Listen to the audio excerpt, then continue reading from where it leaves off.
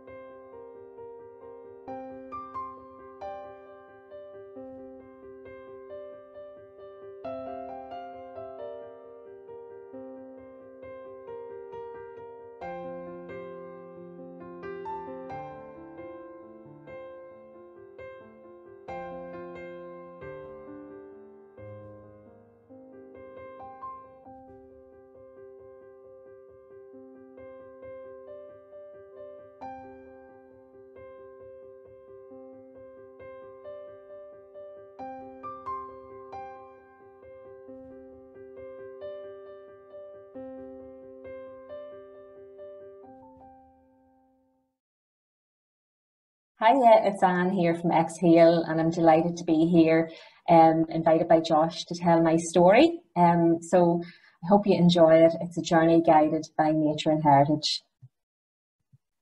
So My mum was born in 1938 on Slieve Gullion, in between a number of sacred sites. And you can just see here on the right, St. Menina's Holy Well, and the little house here just below is a house that she was born on. So it's a very significant place and a very important part of my life. I grew up with donkeys and sheep, and Mum used to take us hazelnut picking, and we were just like, it was just like the Waltons.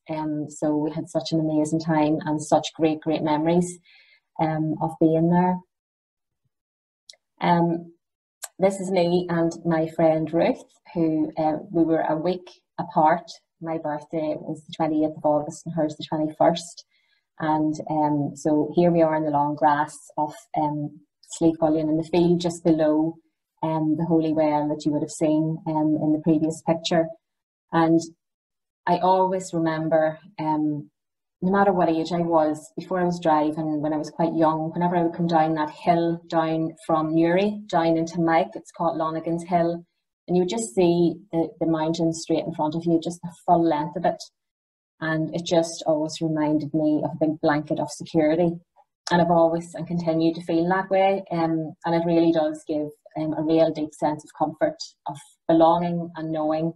And then that connection through Mum and her family, the Henrys, who were born on the mountain. And my granda Owen Henry, he was a forester, he was a fiddle player, and he was a farmer. So all the F's. And I'll talk later about how there's a lovely connection between him and the work that I'm doing now. My granny Annie Henry, she was Annie Rogers. She came from Coal Island, and her daddy was a mill master. So he came for work in the mills in Westbrook. So that's how they met. So unfortunately, my mum died or passed over in 1999, and my dad built this beautiful seat. He didn't actually tell us he was doing it. He's an amazing artist and brilliant at making things. So he actually took a piece of granite out of the mountain. This is a spot that you can see the view on the right is where the seat is facing down towards Killeavy, and that's her house there just on the right. She always used to say to him when they were coming down from the mountain after a day's work up with the sheep and the donkeys, this would be a lovely place for a seat. So he took a piece of granite from the mountain and took it to Dundalk, where they had engraved her gravestone, and got it engraved Winifred's seat. So he installed it into the mountain. He made the seat himself by hand, carried it up the mountain and installed it. So it is there just through the little white gate on the right hand side, and it's a wonderful place. I come here regularly, particularly around Mother's Day and special occasions, and do a bit of cloud watching, lie down and look at the clouds, and it's an amazing place to be.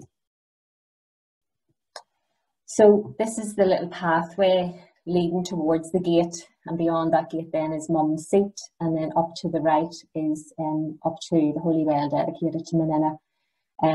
But I didn't really realise the importance of this path, because this path really has led me to develop an exhale in the last 5 years, and this landscape has really influenced and shaped my work, where I'm supporting people to become more connected using the gifts of the landscape and meditation. And these are the sacred sites of Killeavy, which some of you who are watching this will be very familiar with, others may not be. Excuse me.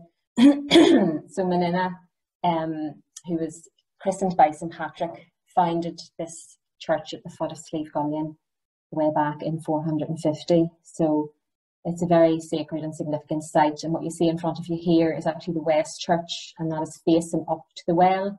But that's the 10th century church that was built afterwards.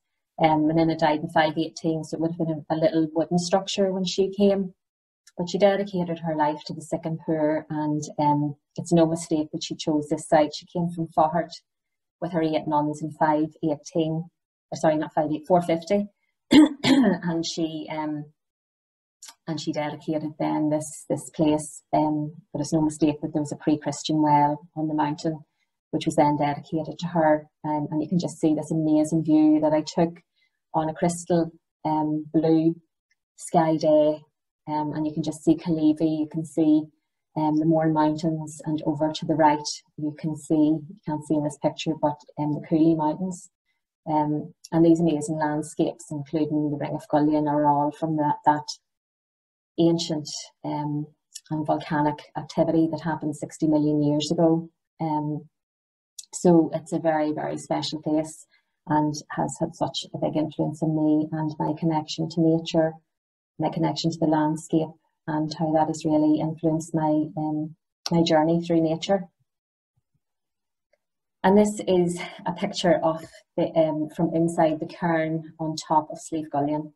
There is this beautiful highest passage tomb in Ireland, which is approximately 6,000 years old, and it was designed and built all of those years ago, especially for the light coming in at around 4:05 at sunset on the winter solstice. Sometimes it falls in between the 20th and 21st.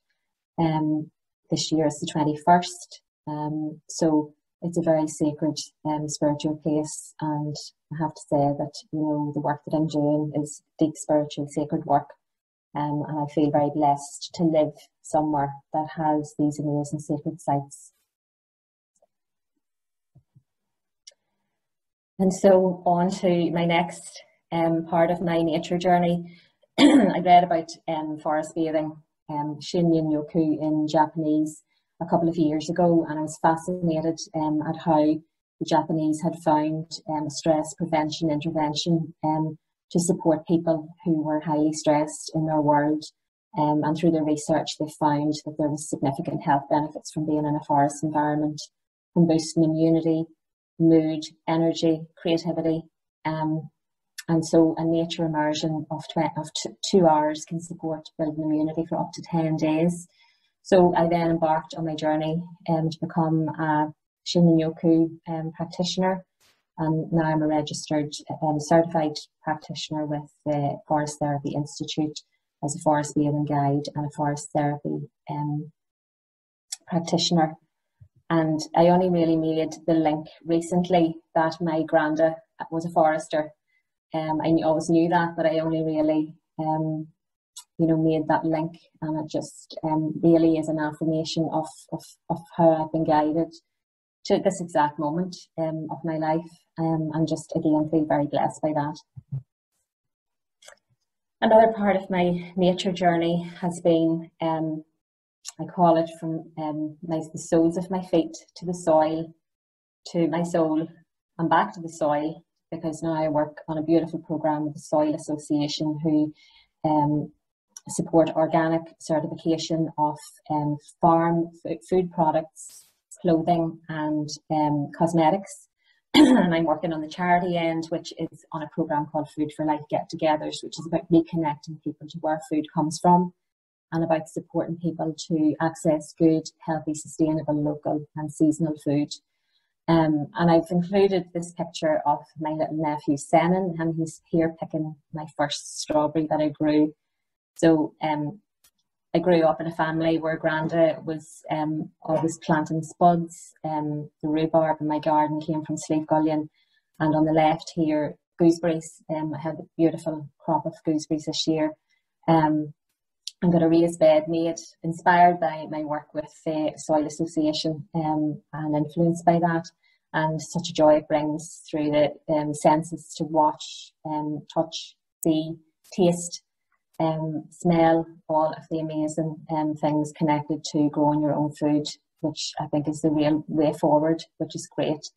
But I've included the gooseberry bush for another reason, is that almost as the crow flies up, a bit higher up, and on over to the right towards Cleavey Castle, just on over. I had relations called Paddy and May who lived in a little house, and right up until my 20s I would have visited them, and they had, when we were younger, we used to go on their donkeys and horses, and they had gooseberry bush, they made their own jam, they had a fan bellis, so you had to go in it to get the fire going. They had tilly lamps, they made their own soda bread, you picked your own egg out in the little hen house, and it was such a beautiful, nurturing visit. It was just amazing. And they even had a different language. You know, when you were eating, they would say, "Lift bread, daughter, lift bread."